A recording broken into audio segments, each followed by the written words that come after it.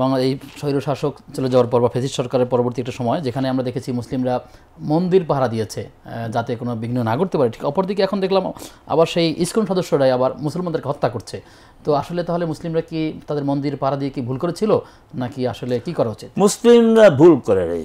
মুসলিমরা তাদের যে ইসলাম বিশ্বাস, সেই ইসলাম বিশ্বাসের কারণেই তারা দায়িত্ব পালন করেছে যে তাদের উপর যেন কোনো আক্রমণ না হয়, তাদের উপাসনাগুলি যেন নিরাপদ থাকে।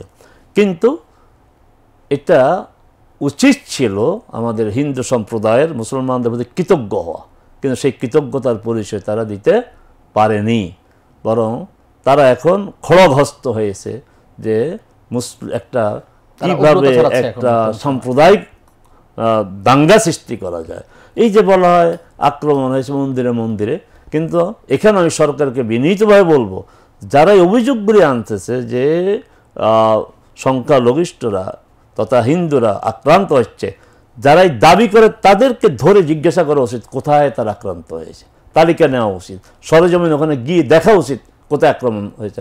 আমি যতটুকু আমি জানি যে বাংলাদেশে মন্দিরের উপর আক্রমণ হয়েছে, হিন্দু বাড়ির উপর আক্রমণ হয়েছে, এই সংখ্যা আপনার 15 থেকে 20টা হয় কিনা আমার সন্দেহ আছে।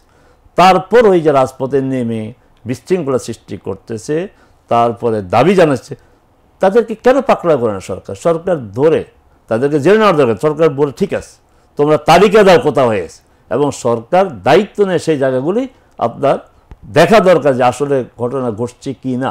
যদি সত্য হয় তাহলে যথাযথ ব্যবস্থা নেবে, আর যদি সত্য না হয় তাহলে এই যে বিশৃঙ্খলা সৃষ্টির দায়ে, উস্কানি দেওয়ার দায়ে তাদেরকে আপনার উপযুক্ত বিচার আওতাধীন করা উচিত।